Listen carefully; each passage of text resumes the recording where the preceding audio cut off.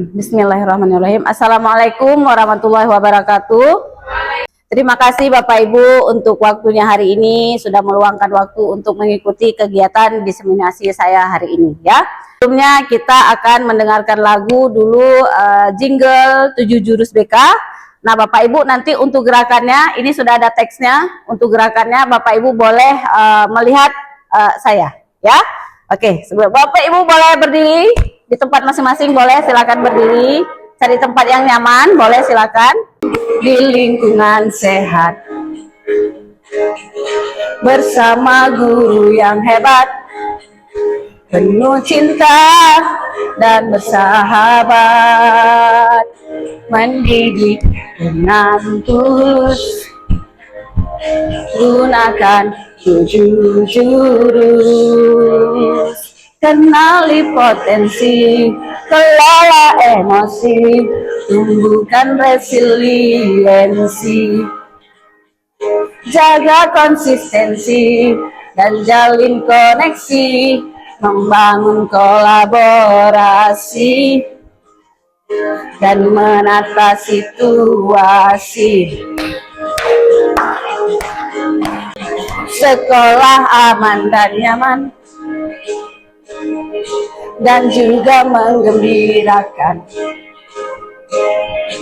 tempat bertumbuh harapan, bersama ayo kita wujudkan, mendidik dengan tulus, gunakan 7 jurus. Kenali potensi, kelola emosi, tumbuhkan resiliensi, jaga konsistensi dan jalin koneksi, membangun kolaborasi dan menata situasi. 7 jurus BK hebat, bersama murid melangkah tepat. 7 jurus BK hebat, 7 jurus yang akan ku ingat. Oke, terima kasih Bapak Ibu.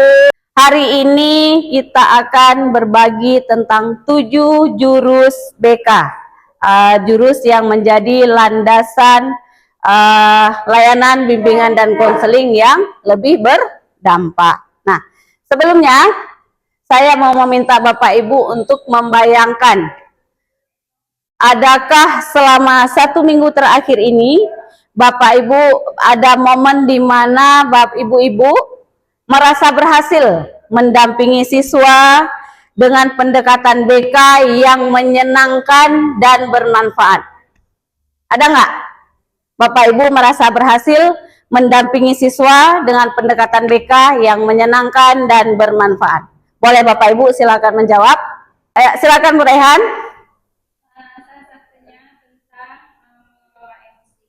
Ya. Pengalaman Bapak Ibu tadi itu termasuk dalam 7 jurus BK. Ya, Ibu-ibu ya. Nah, kita dengan mengetahui bagaimana 7 jurus BK itu, kita maka akan bisa menempatkan diri kita di posisi mana. Nah, baiklah Bapak Ibu ya. Nah, yang pertama saya akan menampilkan 7 jurus BK. Nah, ada 7 jurus BK yaitu kenali potensi. Yang kedua, kelola emosi. Yang ketiga, tumbuhkan resiliensi. Yang keempat, jaga konsistensi. Yang kelima, jalin koneksi. Yang keenam, membangun kolaborasi. Dan yang ketujuh adalah menata situasi. Nah, dari 7 jurus BK ini, ya, mana yang paling sering ibu-ibu terapkan kepada siswa? Di antara ketujuh jurus ini, mana yang sering ibu-ibu lakukan dan yang mana yang paling menantang menurut ibu-ibu? Konsistensi. Ya, ada lagi ibu-ibu yang lain? Kalau saya yang paling menantang kolaborasi. Ya, lagi?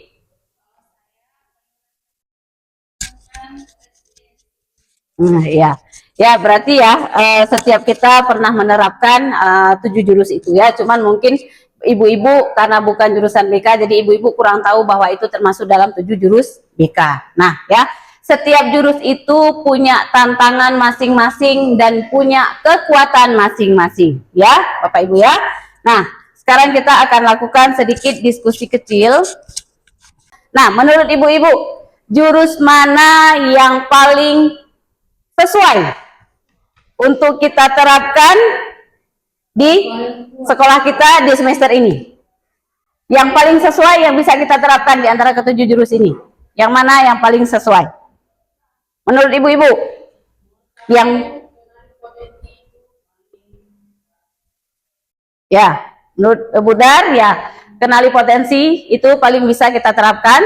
Nah, lagi yang lain yang mana yang bisa kita terapkan? Menata situasi. Nah ya, bagus sekali Bu, Ibu ya. Dengan kita bisa paham ketujuh jurus ini, bisa berarti kita bisa menyesuaikan layanan yang akan kita berikan kepada siswa. Ya. Nah selanjutnya kita akan masuk ke materinya. Saya akan memberikan sedikit penjelasan tentang ketujuh jurus ini. Nah yang pertama ada di jurus pertama, kenali potensi. Nah di jurus kenali potensi ini, guru mampu membantu murid mengeksplorasi potensi, minat, bakat melalui teknik asesmen. Nah, teknik asesmen ini bisa kita lakukan dengan berbagai macam cara. Boleh kita bagikan angket, boleh kita dengan cara membuat Google Form, atau ada yang sekarang yang namanya yang lebih bagus lagi di akun pintar ya. Nah, boleh juga kita menggunakan akun pintar. Nah, ya Ibu ya. Kemudian selanjutnya di jurus yang kedua,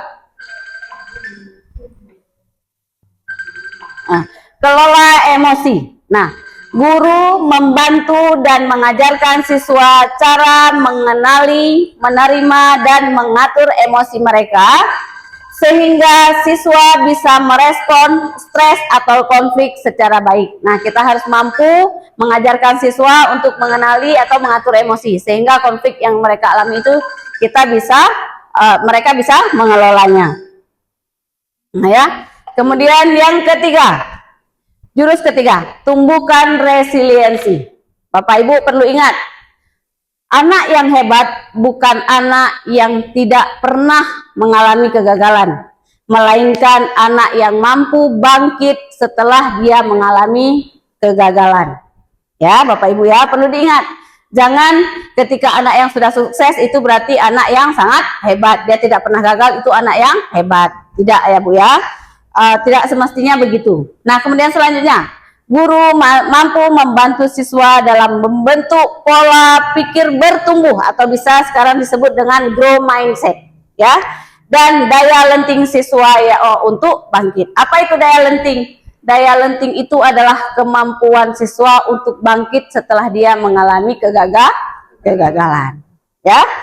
Kemudian selanjutnya di jurus keempat, konsistensi tumbuh dari kesadaran, bukan paksaan. Konsisten itu tumbuh dari kesadaran, tidak bisa kita paksakan. Nah, kemudian guru membimbing siswa untuk menumbuhkan kebiasaan positif dan menghilangkan kebiasaan negatif. Itu saya rasa itu sangat penting bagi kita guru ya. Kita harus bisa menumbuhkan kebiasaan-kebiasaan positif bagi siswa ya, dan kita menghilangkan kebiasaan yang negatif ya. Kemudian yang kelima, jalin koneksi. Terkoneksi sebelum mengoreksi. Nah, kita bangun dulu koneksinya, kita bangun dulu kerjasamanya, baru kita mengoreksi. Nah, kemudian guru mampu menjalin koneksi dan melakukan komunikasi empati serta mendengarkan secara aktif. Guru harus bisa berempati terhadap siswa. Guru harus bisa menjadi pendengar yang aktif. Apapun yang disampaikan siswa, kita harus bisa menjadi pendengar yang aktif. Oke, selanjutnya jurus yang keenam, satu masalah, satu panggilan kolaborasi. Begini Bapak Ibu, setiap permasalahan yang dialami siswa di sekolah itu tidak semestinya kita bisa tangani sendiri, tergantung permasalahan yang dialami siswa. Nah, Kalau memang permasalahannya kita butuh tenaga lain untuk melakukan mediasi, boleh lakukan kolaborasi. Ya, siapapun pihak yang terkait boleh kita lakukan kolaborasi. Oke, kemudian bekerja sama yang baik antara sekolah, orang tua, dan masyarakat. Nah, itu tadi yang saya katakan. Boleh berkolaborasi dengan orang tua kalau memang diperlukan, boleh dengan masyarakat kalau memang diperlukan sesuai dengan kebutuhan siswa itu sendiri. Nah, kemudian jurus yang ketujuh, menata situasi. Guru mampu mengoptimalkan peran seluruh ekosistem sekolah dalam menciptakan iklim sekolah yang aman, nyaman, dan menggembirakan. Tugas kita Bapak Ibu-Ibu, kita harus bisa menciptakan suasana yang aman, suasana yang nyaman bagi siswa kita. Ya, sehingga mereka betah berada di sekolah, senang, menyenangkan bagi mereka untuk berada di lingkungan sekolah. Ya, kemudian, nah, setelah saya memberikan gambaran-gambaran tentang 7 jurus BK ini, saya akan meminta Bapak Ibu untuk membuat sebuah rencana kecil untuk kita masing-masing. Saya akan bagikan kertas, ibu-ibu boleh tuliskan di kertas ini rencana kecil yang akan ibu-ibu lakukan berhubungan dengan 7 jurus BK yang saya paparkan tadi. Bentuk kegiatannya, ibu-ibu akan melakukan kegiatannya seperti apa? Misalnya tadi contohnya ada Bu Nurul ya menyebutkan tentang memilih jurus kenali kelola emosi. Ya, nah di kelola emosi ini kita bisa melakukan memberikan layanan klasikal. Layanan klasikal itu layanan yang kita berikan di kelas. Nah, contohnya seperti itu ya bentuk kegiatannya. Nah, selesai. Nah, itu adalah rencana kecil yang sudah kita lakukan tadi, itu yang sudah ibu-ibu tuliskan tadi, itu bisa menjadi patokan buat kita untuk melakukan sesuatu yang lebih lagi untuk kedepannya ya. Nah, untuk hasilnya mungkin di kesempatan yang akan datang, kapan ada waktu nanti kita bisa melihat tindak lanjutnya seperti apa ya, ibu-ibu ya. Nah, saya juga dari 7 jurus ini saya sudah menerapkan 2 jurus. Yang pertama jurus kenali potensi, yang kedua kelola emosi. Nah, dari kedua jurus ini saya merasakan manfaat yang sangat besar. Tidak untuk saya, tapi anak-anak sendiri saya sudah melihat hasilnya memang memiliki dampak yang sangat besar. Nah, di jurus yang pertama dikenali potensi. Sebelumnya anak-anak mungkin masih kurang paham apa itu potensi, apa itu bagaimana itu potensi. Nah, dengan sudah saya lakukan kegiatan ini, kemarin ada satu kelas yang saya lakukan kegiatan, mereka sudah lebih paham tentang potensi, bagaimana cara mereka mengenali potensi atau bakat apa yang ada pada diri mereka jadi sudah lebih paham. Nah, manfaatnya itu adalah mereka mengatakan bahwa punya dampak yang sangat besar bagi mereka. Nah, untuk kedepannya mereka sudah tahu arahnya kemana, tujuan mereka kemana untuk karir mereka yang akan datang. Nah, kemudian yang kedua, dikelola emosi. Itu juga sudah saya terapkan kemarin di satu kelas. Ada juga manfaat yang sangat besar, dampaknya juga sangat besar bagi anak-anak. Mereka sudah tahu bagaimana caranya mengelola emosi. Mereka sudah paham ketika ada permasalahan, mau itu permasalahan yang besar, mau itu emosinya marah, senang, sedih, apapun itu emosinya, mereka sudah paham. Yang dulunya mungkin mereka yang mereka tahu adalah ketika yang kalau disebutkan emosi, kalau ada orang mengatakan emosi, yang mereka pahami itu adalah emosi itu hanya marah. Nah, setelah saya lakukan kegiatan ini, mereka jadi sudah lebih paham bahwa emosi itu tidak hanya marah, tetapi setiap perasaan yang dikeluarkan dari dalam diri mereka itu merupakan emosi. Nah, jadi manfaatnya bagi mereka di lingkungan sekolah saja. Mereka ketika bergaul dengan teman-teman, ketika merasa emosi, dengan mereka sudah tahu ini poin kelola emosi ini, mereka tahu bagaimana cara mengelola emosi, bagaimana cara mereka menempatkan diri di lingkungan mereka. Jadi mungkin perselisihan yang mereka alami di lingkungan sekolah mungkin sudah lebih sedikit, karena mereka sudah tahu bagaimana cara mengelola emosi tersebut ya.